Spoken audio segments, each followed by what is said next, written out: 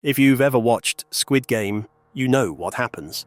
Desperate people playing children's games for money and betraying each other and making choices that seem completely insane.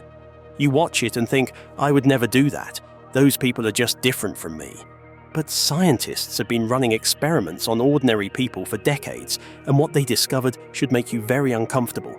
Because there's a line that once you cross it, your brain stops caring about fairness and starts making decisions you wouldn't recognize as your own. The problem isn't that this line exists. The problem is where it actually is, and how many times you've already crossed it without even noticing. We like to think we'd be different. Here's a simple question. Someone walks up to you and offers you $10, but there's a catch. You have to split it with another person, and that person gets to decide how the money is divided. They can offer you any amount they want, from $0 all the way up to a fair $5 split. Now, here's the twist. You can either accept their offer or reject it. If you accept, you both get the money according to their split. If you reject, neither of you gets anything. The money just disappears. So let's say this person offers you $2 and keeps $8 for themselves. What do?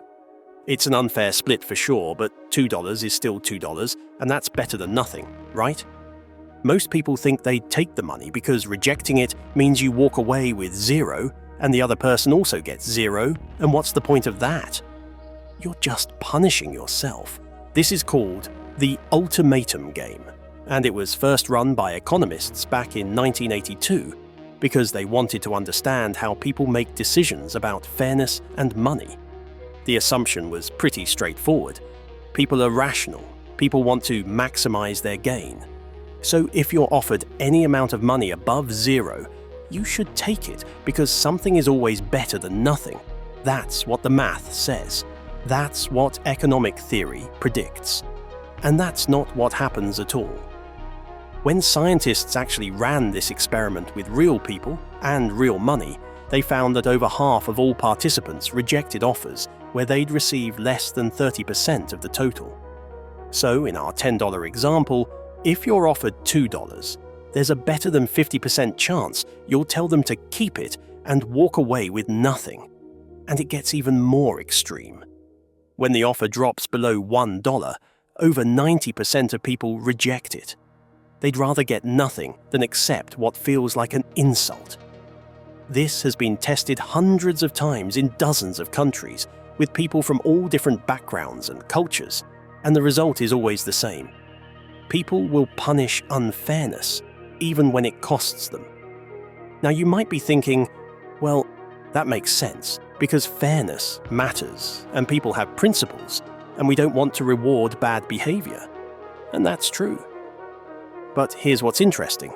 Your brain doesn't experience this as a moral decision. Scientists have put people in MRI machines while they play the ultimatum game, and when someone receives an unfair offer, a very specific part of their brain lights up. It's called the anterior insula, and it's the same region that activates when you taste something disgusting or smell something rotten. Your brain is treating unfairness the same way it treats poison. It's a visceral physical reaction of disgust that happens before you even have time to think about it. This isn't a choice you're making. It's your brain protecting you from something it perceives as dangerous. And that's why most people believe they'd behave differently than the contestants in Squid Game.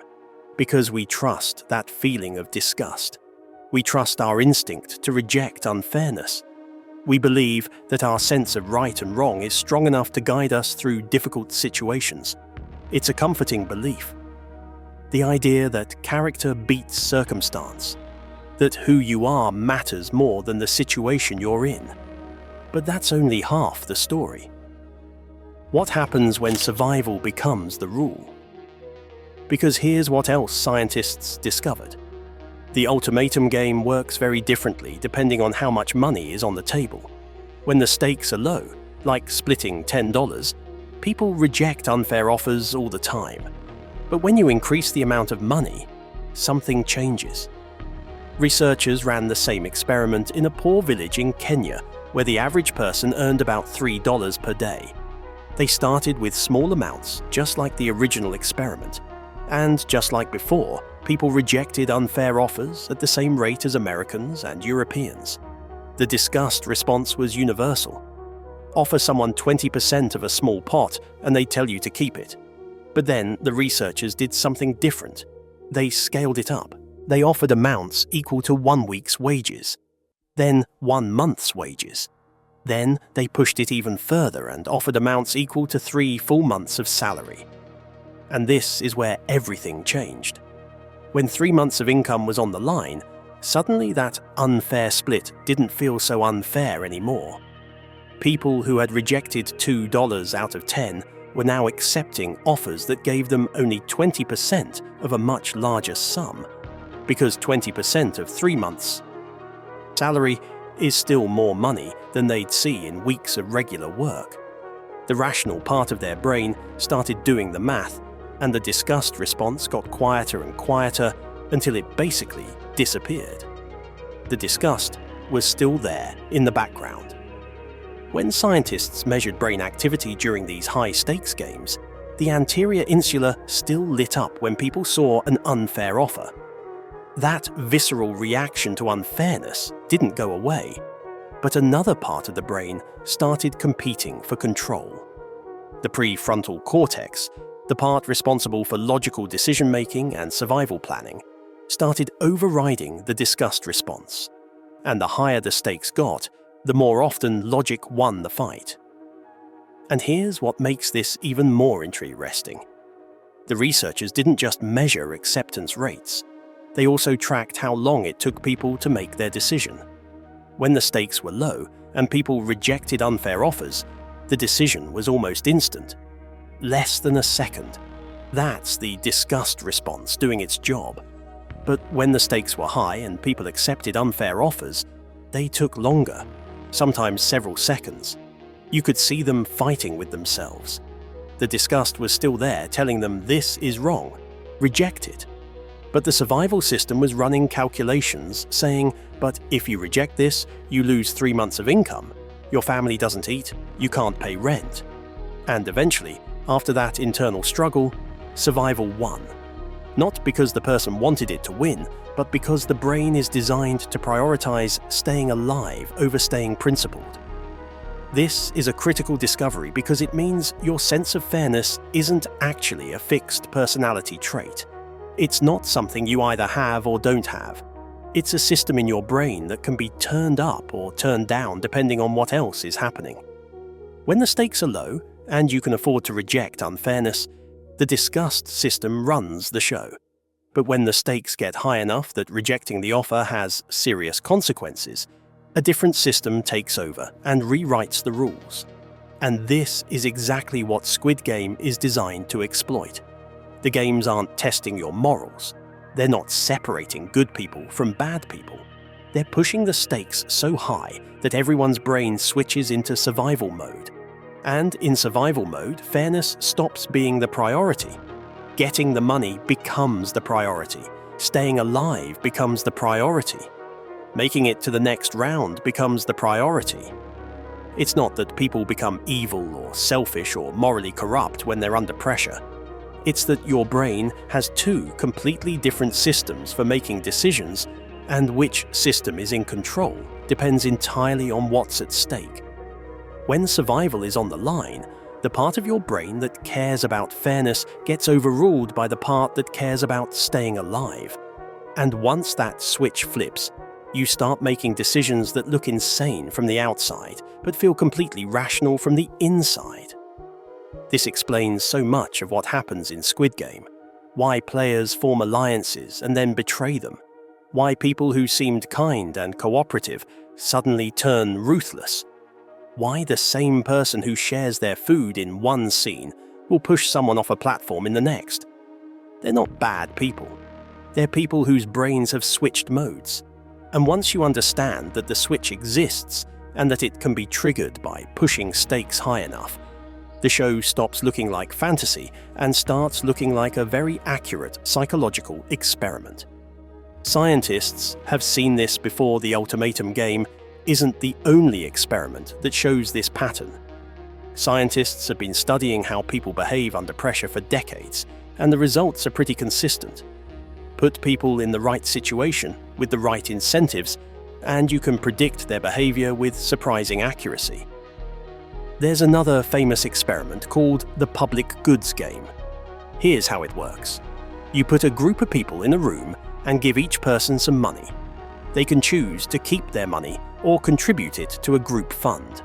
Whatever goes into the group fund gets multiplied and then split evenly among everyone. So if everyone contributes, everyone wins.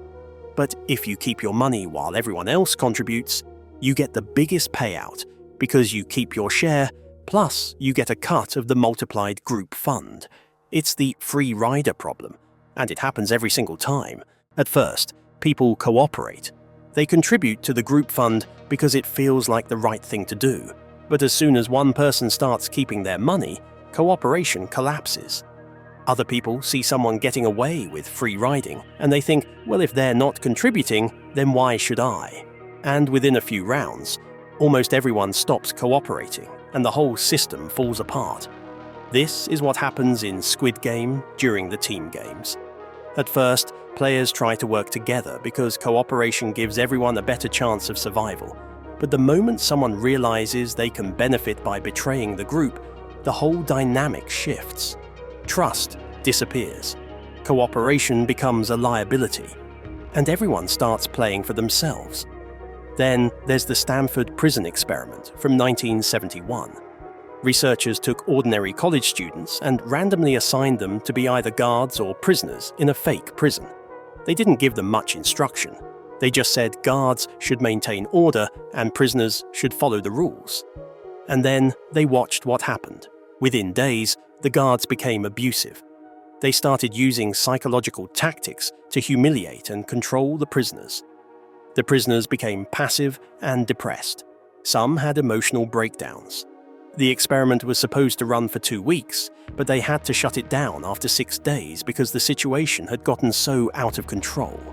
These were normal people, college students, no history of violence or cruelty.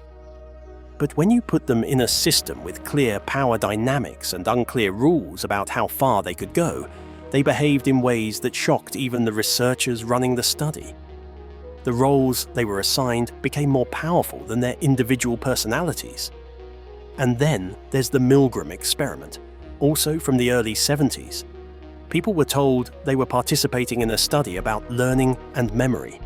They were instructed to give electric shocks to another person every time that person answered a question incorrectly. The shocks started small, but increased with each wrong answer up to levels that were clearly labeled as dangerous. The other person was actually an actor, and no real shocks were being delivered, but the participants didn't know that. They heard screaming, they heard the actor begging them to stop, and yet 65% of participants continued delivering shocks all the way to the maximum voltage simply because an authority figure in a lab coat told them to keep going. 65%, not a small fringe group, not people with violent tendencies. Just regular people who were willing to hurt someone because they were told it was part of the experiment. What all of these studies show is that human behavior is way more predictable than we like to admit. We want to believe that our choices reflect who we are as individuals, that our morals and values guide our decisions. But the research says something different. It says that the situation you're in and the incentives you're facing and the systems you're operating within have more control over your behavior than you do. This doesn't mean people are mindless robots. It means that the power of circumstance is way stronger than most of us realize. And Squid Game is built on that foundation. The show doesn't need to explain why players betray each other or why they make terrible choices. It just needs to put them in a system where those choices become predictable. The part no one likes to admit. So here's the uncomfortable question. If scientists can predict how you'll behave in these experiments, and if the results are consistent across different countries and cultures and backgrounds, what makes you think you're the exception? Most people believe they'd be different, that they'd be the one who rejects the unfair offer even at high stakes, that they'd cooperate in the public goods game even when others free ride, that they'd refuse to shock someone in the Milgram experiment, no matter what the authority figure said. But the data doesn't support that belief. The data says that under the right conditions, you'll behave just like everyone else. Not because you're weak or immoral, but because your brain is designed to respond to incentives. And when those incentives are strong enough, your individual willpower doesn't stand a chance. And this is where Squid Game stops being fiction and starts being a mirror. Because you're not watching some dystopian future where society has collapsed and desperate people do desperate things. You're watching a system that exploits something real about how human brains work. And once you see that, you start noticing it everywhere. Think about the gig economy. Uber drivers and delivery workers and freelancers who are technically independent contractors but actually have very little control over their income. The system offers them a deal. Accept these low rates and unpredictable schedules or make no money at all. It's an ultimatum game. The split is unfair. The company keeps most of the profit and the worker gets a fraction. But rejecting the offer means walking away with nothing. So people accept it, not because they think it's fair, but because the alternative is worse. And the companies know this. They've designed a system where the survival instinct overrides the fairness instinct.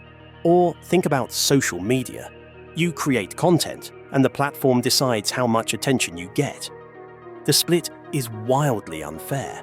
The platform makes billions, while creators fight for scraps of ad revenue and exposure. But rejecting the deal means losing access to an audience. So people accept it. They accept terms of service that give away their rights. They accept algorithms that suppress their reach unless they pay for promotion. Because the alternative is invisibility. Or think about your job. How many people stay in positions where they're underpaid, or overworked, or undervalued because the alternative is unemployment? The offer is unfair, but you accept it because you have bills to pay and a family to support, and walking away means losing your income. These aren't Squid Game scenarios. There's no violence. No one's life is literally at stake. But your brain doesn't need life or death stakes to flip into survival mode. It just needs the stakes to be high enough that the survival system overrides the fairness system. And once that happens, you'll accept deals you would have rejected under different circumstances. This is the part no one likes to admit, that you're already playing the game, that you've already crossed the line where fairness stops mattering and survival takes over. You're not watching Squid Game from a safe distance. You're in it. The system is just designed to make you think you're not. Here's what actually happened.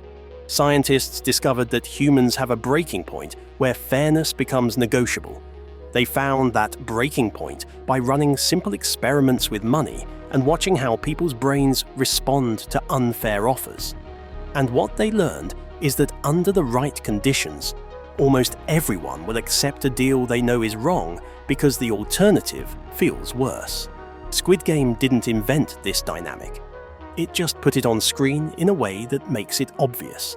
The deadly games are extreme, but the psychology behind them is not. It's the same psychology that governs decisions you make every single day, the same trade-offs between fairness and survival, the same calculations about what you're willing to accept to avoid a worse outcome. And that's why the show feels so real. Not because it's predicting some future dystopia, but because it's reflecting a present reality that most of us have learned to ignore. We've normalized systems that put us in impossible positions and force us to choose between bad options. We've accepted that fairness is a luxury you can only afford when the stakes are low. The question isn't whether you'd behave like a Squid Game contestant. The question is, what system are you already in that's making you behave that way? And whether you even notice it happening.